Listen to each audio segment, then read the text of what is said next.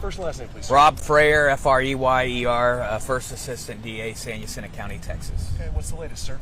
Latest is that the defendant's been charged with 5 counts of murder right now. As of this morning, DA Dillon and I and the officers that investigated this case are going to go over everything and our determination whether or not this is going to be up to a capital murder, because it can be.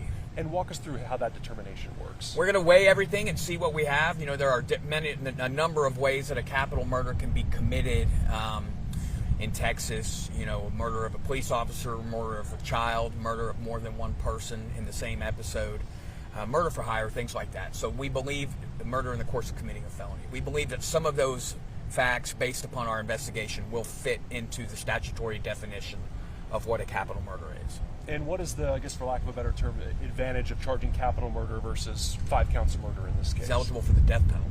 Yeah. I mean, it's a life without parole. He's death penalty. He's eligible for the death penalty. Murder normally carries a range of punishment between 5 years and life in prison for each victim. So the range of punishment is very serious in this case. And just kind of for context, I mean, how does this case compare to what you all have dealt with in the county before? In this county, well, I've had the privilege of working here for the last 14 months or so, and this is about the most serious case I've ever seen here. I mean, I've seen my share of stuff over the years, but they don't get much more serious than this. The other gentleman who is currently at the jail, I believe his name, according to the justice, was Domingo Castilla. Yeah. What can you tell us about him? He's currently charged with possession of marijuana, the last time I heard, and that he is a person of interest in terms of the officers investigating his role in possibly assisting Mr. Oropesa in eluding authorities for the last 5 days. And to get to possible charges on that front, what are you all looking into right Everything. now? Anything and everything. We encourage anybody else that may have information about anything about this defendant, Castilla, anybody else assisting this defendant. We would be very interested to know if he had help from anybody else. At this point, Mr. Oropesa and Mr. Castilla, they're the only ones in this jail currently charged. His wife is in the Montgomery County Jail as of this morning, yes. Will she be coming here to this jail? Yeah, probably, yes.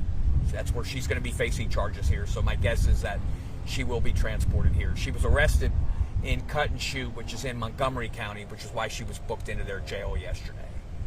Any possible timeline on when she could be transferred? No, here? I don't know. There is a timeline, I'm just not aware of it. No worries. And I know the DA discussed this morning, but just to make sure nothing's changed, Mr. Oropesa, it'll be quite a while before he sees the inside of a courtroom, is my understanding. Well, we have a very deliberate process. It's a smaller county, so it will take a while. I'm sure Mr. Dillon explained this morning the timeline that we have about getting the case presented to a grand jury and going forward. He was magistrated this morning on the 5 murder charges, so we'll go from there. I wasn't there when he was magistrated, so I can't speak to what happened during that hearing. How do you believe that he assisted? We don't know. We're working on that. Think of what conventional ways, letting him lay low in a house, giving him a car. There's a bevy of ways that could have happened, and we're still looking at all of that.